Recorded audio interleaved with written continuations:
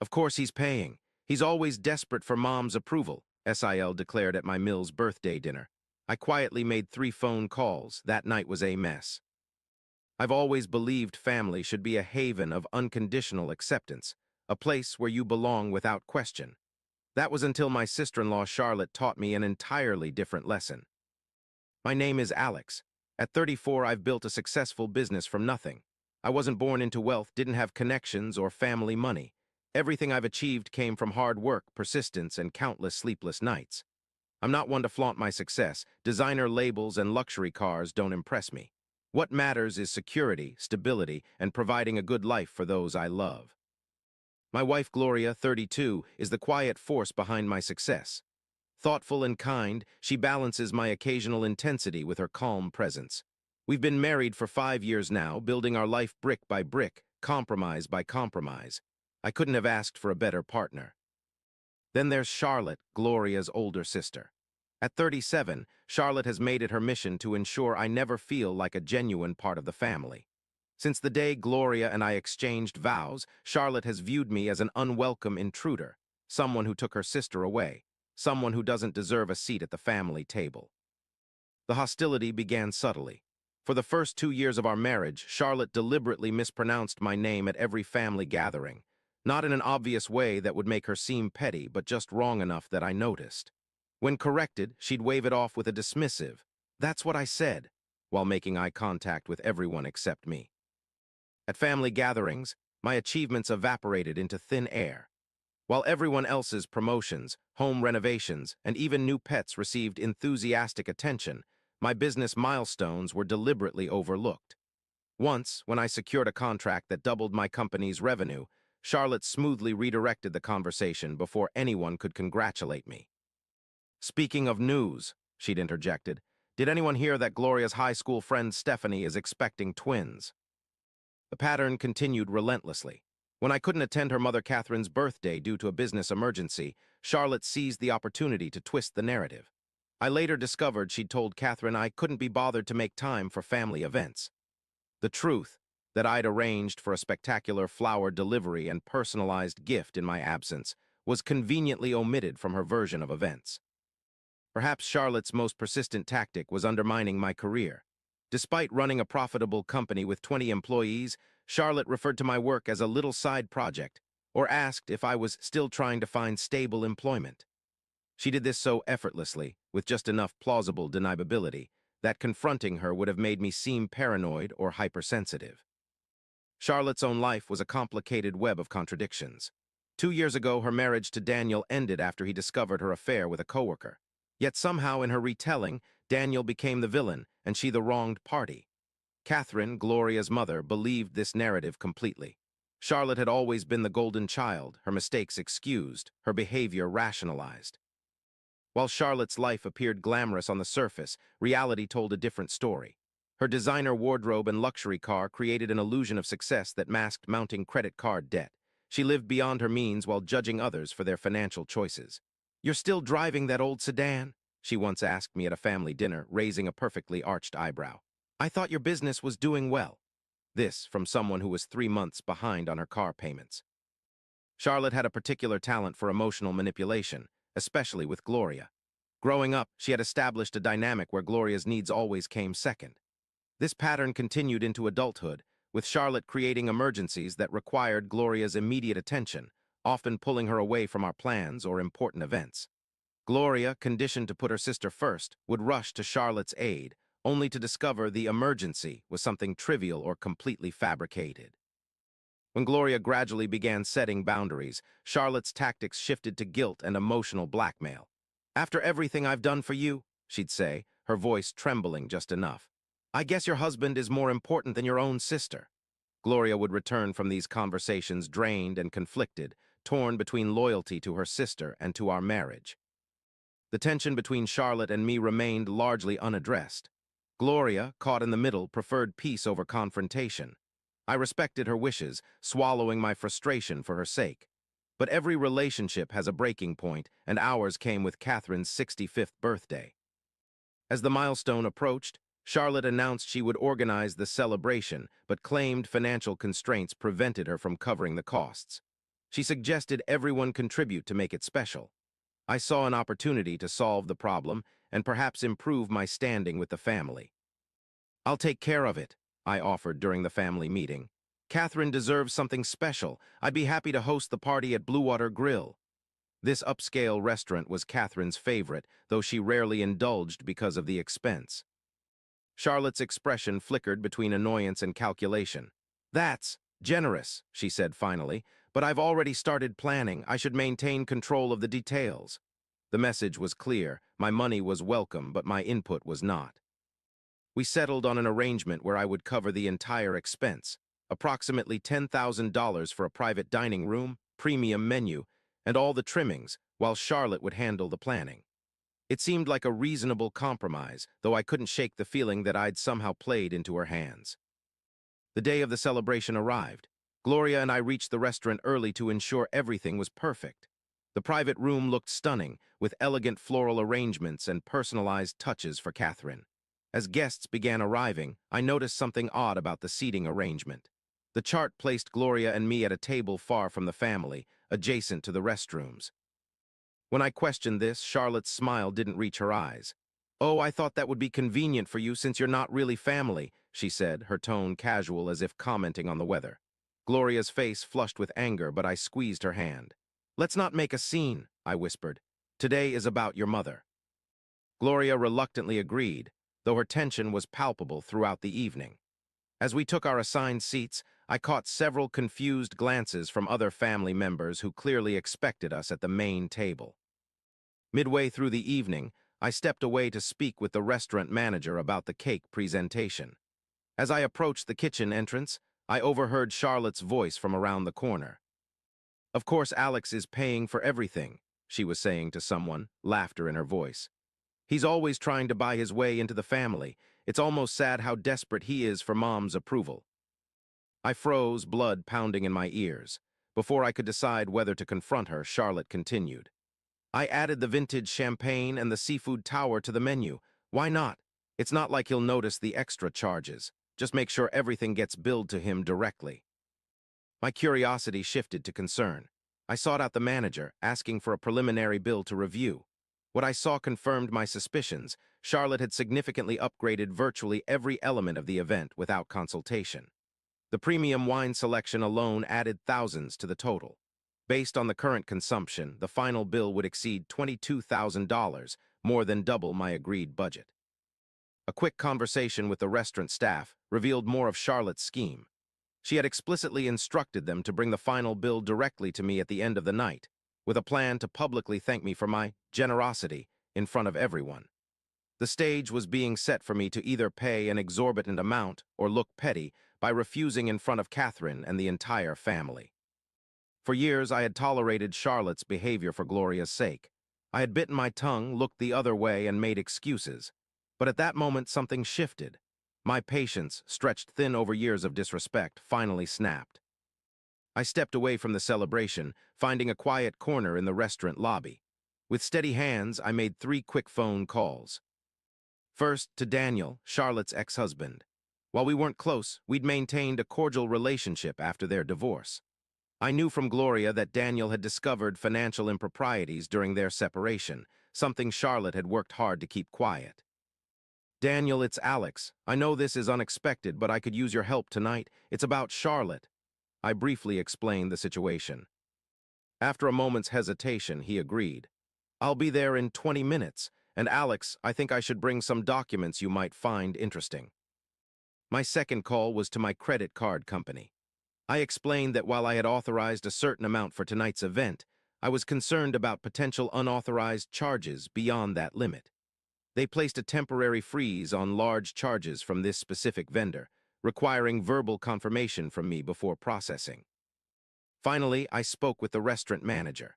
I clarified that I would honor my original commitment of $10,000, but any amount beyond that would need to be billed separately to the actual person who had ordered those items, Charlotte.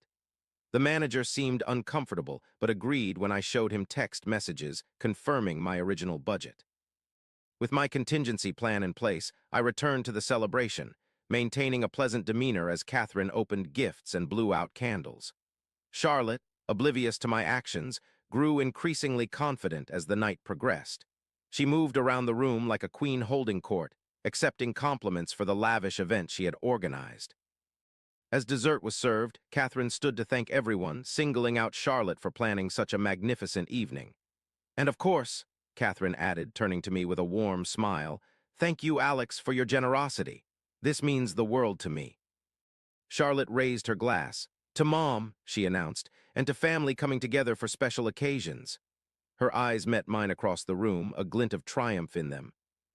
The evening wound down, guests beginning to collect their belongings and say goodbyes. The moment of truth approached as the manager appeared with the leather folder containing the bill. Charlotte immediately gestured toward me. Alex is handling that, she said loudly. He insisted on treating everyone tonight. The manager hesitated, then walked directly to Charlotte. Ms. Harrison, here's the bill as requested. Confusion flickered across her face as she took the folder. There must be some mistake. My brother-in-law is covering the charges tonight. I believe he agreed to cover $10,000 of the event, the manager replied smoothly. The additional charges of $12,430, 7.82, will need to be settled by you, as you personally ordered those items. Charlotte's face drained of color as she stared at the total, $22,437.82. Her head snapped up, eyes locking onto mine with a mixture of shock and rage. There's been a misunderstanding, she said, voice rising. Alex promised to pay for the entire event. Tell him, Gloria. Gloria looked between us, clearly confused. Alex did offer to pay, but... Charlotte, did you add extra things without telling us? Charlotte's hand trembled slightly as she tried to process what was happening. This is ridiculous. This isn't. She fumbled in her purse for her credit card, handing it to the manager with a tight smile. There's obviously some confusion. Just charge this while we sort it out. Minutes later, the manager returned. I'm sorry, Ms. Harrison, but your card has been declined. A hushed silence fell over the remaining guests. Catherine looked bewildered, while Gloria's expression shifted from confusion to dawning comprehension. Alex, surely you can help sort this out, Charlotte said, her tone now placating. For Catherine's sake. Before I could respond, the restaurant doors opened and Daniel walked in. Charlotte froze at the sight of her ex-husband. Perfect timing, I said. Daniel, perhaps you can help clarify something for the family. Daniel nodded grimly, placing a folder on the table. Charlotte, I think it's time everyone understood why our marriage really ended. What followed was the systematic dismantling of Charlotte's carefully constructed image.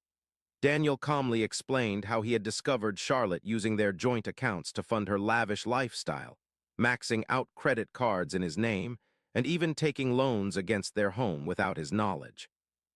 The affair was just the final straw, he explained to the stunned family. The financial deception had been going on for years. He spread out bank statements, credit reports, and legal documents across the table. Among them was a series of text messages Charlotte had sent to a friend, explicitly detailing her plan to make me pay for an extravagant party while taking all the credit. I've got the perfect sucker to foot the bill, she had written. Alex is so desperate for family approval he'll pay whatever I tell him to. Catherine's hand flew to her mouth in shock. Gloria stood frozen, staring at her sister as if seeing her for the first time. Charlotte's composed facade finally cracked. You had no right, she screamed at me, attracting attention from other diners. This is a private family matter. Exactly, I replied calmly. Family matters, and for years you've made it clear I'm not family, so why should family obligations apply to me? The manager, now visibly uncomfortable, suggested we resolve the payment issue immediately. Charlotte tried multiple cards, each declined, growing more agitated with each failed attempt. This is your fault, she hissed at me. You set me up. No, Charlotte, Gloria said quietly. You set yourself up. All Alex did was refuse to be your victim again. The situation escalated when Charlotte refused to surrender her keys to the valet, insisting she would leave without paying.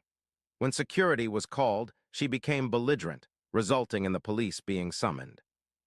What should have been Catherine's elegant birthday celebration ended with Charlotte being escorted from the premises, screaming accusations and threats. I quietly settled the original $10,000 as agreed, leaving Charlotte to face the consequences of her actions. The immediate aftermath was as messy as expected. Catherine was devastated, torn between shock at Charlotte's behavior and concern for her daughter's welfare. Gloria alternated between anger at her sister and guilt over not seeing the pattern sooner. Extended family members chose sides, with many believing I had deliberately humiliated Charlotte. Charlotte herself launched a campaign to salvage her reputation.